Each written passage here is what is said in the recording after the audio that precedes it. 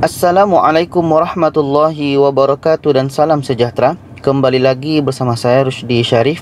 Baiklah, pada kali ini satu pertanyaan yang banyak ditanyakan oleh teman-teman kita ini, iaitunya kapan sempadan negara atau kapan warga negara asing boleh masuk ke Malaysia.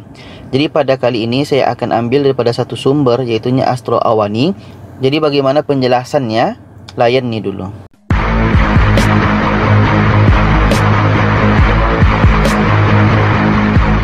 Jadi teman-teman semua, satu pertanyaan ini memang sangat ramai ditanyakan oleh teman-teman kita, bagaimana dan kapan warga negara asing boleh masuk ke Malaysia.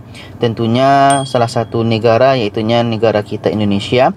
Sudah ramai teman-teman kita ini ingin masuk ke Malaysia karena mata pencaharian mereka memang kebanyakannya ada di sini ya. Dan ramai juga teman-teman kita yang sudah balik kampung hari itu waktu dilaksanakannya PKP. Dan teman-teman kita yang ingin masuk ke Malaysia ini, untuk saat ini apakah bisa masuk atau tidak? Kita ambil berita ini daripada Astro Awani. Judulnya ialah tiada cadangan longgarkan sempadan negara selagi penularan COVID-19 tidak terkawal. Dr. Nur Hisham. Di sini tarikhnya 8 Jun, berarti Senin kemarin ya. Kita ke bawahnya. Kerajaan hanya akan mempertimbangkan untuk melonggarkan kawalan sempadan antarabangsa sekiranya Malaysia berjaya mengawal penularan COVID-19 sepanjang Perintah Pergerakan Pemulihan PKPP. Ketua Pengarah Kesihatan Datuk Dr. Nur Hisham berkata, pertimbangan untuk membuka pintu sempadan termasuk membabitkan pelancongan hanya boleh dilaksanakan jika kes COVID-19 di negara ini kekal kepada satu angka sepanjang tempoh itu. Kalau kita dapat kawal penularan sehingga 31 Ogos ini bermakna kita sudah berjaya. Selepas itu baru kita akan kenal pasti negara-negara dan perkembangan jangkitan COVID-19 di setiap negara-negara itu sebelum mengambil sebarang keputusan untuk melonggarkan sempadan negara. Jadi di sini kita faham bahawa Malaysia akan melihat bagaimana perkembangan COVID-19 selama PKPP ini, Perintah Kawalan Pergerakan Pemulihan, yang akan berakhir 31 Ogos ini. Seandainya 31 Agustus ini kadar jangkitan di Malaysia untuk COVID-19 ini berkurang dan memang banyak perubahannya, kemungkinan pintu sempadan akan dibuka. Dan itu juga melihat kepada negara mana yang akan dibuka. Karena tidak mungkin kan, karena Malaysia sudah banyak kurangnya dan mereka pun berhasil untuk memulihkan COVID-19 ini, walaupun mungkin ada lagi sedikit-sedikit.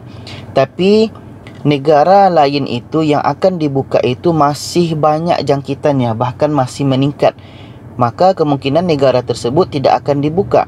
Jadi negara mana yang seandainya akan dibuka nanti pintu sempadan, boleh jadi negara yang jangkitannya kurang.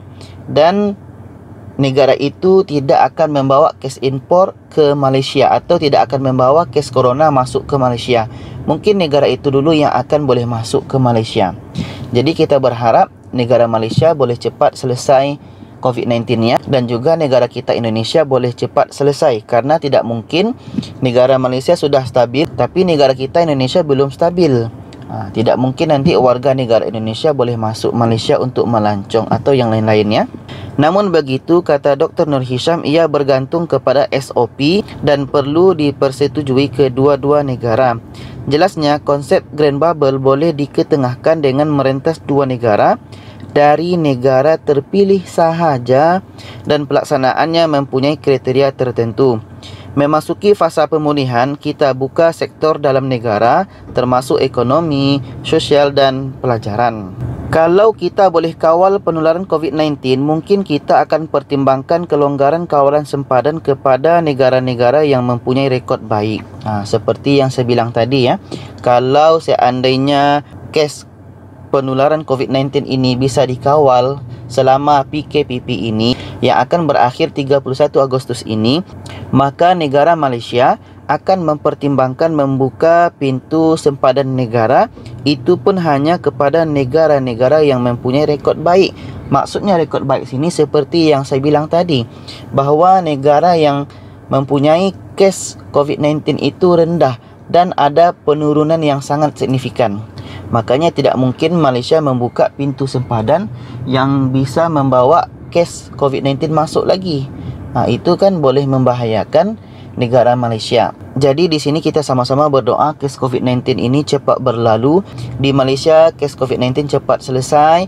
Juga begitu di Indonesia cepat selesai kes coronanya, dan juga di seluruh dunia sehingga keadaan kembali normal seperti sebelumnya.